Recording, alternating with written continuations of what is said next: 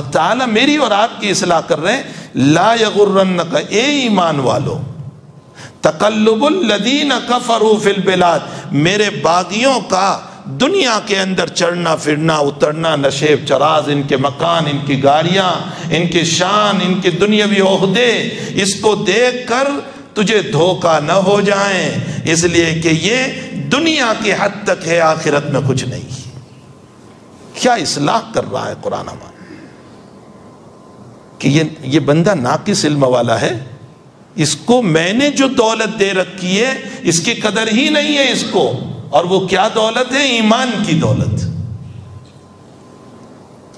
اس کو قدر ہی نہیں۔ ہمیں قدر پیدا کرانے کے لیے اللہ یہ مضمون بیان کر رہا ہے، لا یغرنک تقلب الذین کفروا فی البلاد، ان کے عہدے، ان کی دولت، ان کی گاڑیاں، ان کے مکان، ان کے بنگلے، ان کی جائیداد، یہ سب دیکھ کر تو کہیں دھوکے میں نہ آ جانا۔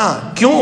متاع قلیل، یہ ارباب علم بیٹھے ہیں، غور فرمائیں اللہ کیا کر رہا ہے۔ متاع لفظ استعمال کیا، متاع کس کو کہتے ہیں؟ عورتیں چولہے کے اوپر برتن اتارنے کے لیے جو کپڑا استعمال کرتی ہے اس کو متاع کہا جاتا ہے۔ اس کپڑے کی کوئی ویلیو ہوتی ہے؟ بھئی دیگ اتارنے کے لیے جو کپڑا ہو اس کی کوئی ویلیو ہوتی ہے؟ عربی میں متاع، اس کو اللہ نے اس دنیا کی ساری لائف کو، اس عیش و عشرت کو جو اللہ کے باغیوں کے پاس ہے، اللہ کے نافرمانوں کے پاس، ناشکروں کے پاس ہے، اس کو تعالیٰ نے اس کپڑے سے، اگر دھیر زبان میں ترجمہ کرو، چولہے کے چتھرے سے اس کو اللہ نے تعبیر فرمایا کہ جیسے اس کی کوئی ویلیو نہیں ہے، اسی طرح بغیر ایمان کے ان کی بھی کوئی ویلیو نہیں۔ متاع کہا اس کو۔ پھر مزید اس میں اللہ نے فرمایا متاعن، تنوین تنکیر کی ہے۔ تنکیر کا معنی کسی چیز کو حقیر بتانا، تنوین لا کر کے اللہ نے فرمایا متاعن، بہت معمولی چیز ہے یہ۔ اور ابھی معنی کے اندر اور گرانے کے لیے اللہ قلیل کا لفظ لے آیا، متاعن قلیل، یہ بہت تھوڑی چیز ہے جہاں آنکھ بند ہوگی کہ جہنم اس کو پکڑ لے گی۔ اس کے مقابلے میں مومن کو اللہ کہہ رہا ہے تو ان کے دور بھاگ اور ان کی بلندیاں اور ان کی ترقیاں اور ان کی شان اور ان کے عہدے، ان تمام کو دیکھ کر تو دھوکے میں نہ آنا۔ میں نے تجھ کو ایمان کی جو دولت دی ہے، تجھ سے بڑھ کر مالدار کوئی نہیں ہو سکتا۔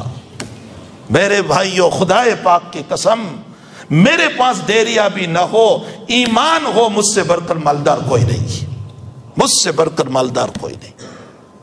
چٹائی پر سو کر زندگی پوری ہو سکتی ہے، لیکن ایمان کے ساتھ جو زندگی ہے وہ مالداری کی زندگی۔ یہ موجودہ حالات ہم پیغام دینا چاہتے ہیں، تمہارے گھر ٹوٹے، تمہارے حالات آئے، تمہیں بلا وجہ پکڑے گئے، تم فکر نہ کرو، یہ تھوڑی دیر کے مسائل ہیں، لیکن ایمانی دولت جو ہے اللہ اس پر ضرور تمہیں نوازے گا، اس لیے کہ سب کچھ ایمان ہی کی وجہ سے ہو رہا۔ یہ تو متاعن قلیل ہے، متاع قلیل فی الدنیا، یہ تو بہت معمولی چیز ہے۔ یہ تو لا یغرنک تقلب الذین کفروا فی البلاد، متاع قلیل، یہ بہت معمولی ایمان کی دولت۔ بلکہ اللہ کہتا ہے کہ تم فخر کے ساتھ بیان کرو، وقال اننی من المسلمین، کسی چیز پر فخر نہیں، لیکن ایمان پر فخر ہونا چاہیے۔ اننی، میں مسلمان ہوں، میرے پاس ایمان ہے، بہت بڑی دولت اللہ نے دے رکھی ہے۔ اس ایمان کی قدر ہمیں اپنے سینوں میں بسانا چاہیے۔ لیکن افسوس کہ میں نے اور آپ نے اپنے ایمان و اسلام کی قدر نہیں کی۔ نتیجہ کیا نکلا؟ نتیجہ یہ نکلا کہ اللہ کے ناشکرے اور اللہ کے مومنوں میں کوئی فرق اب نظر نہیں آتا۔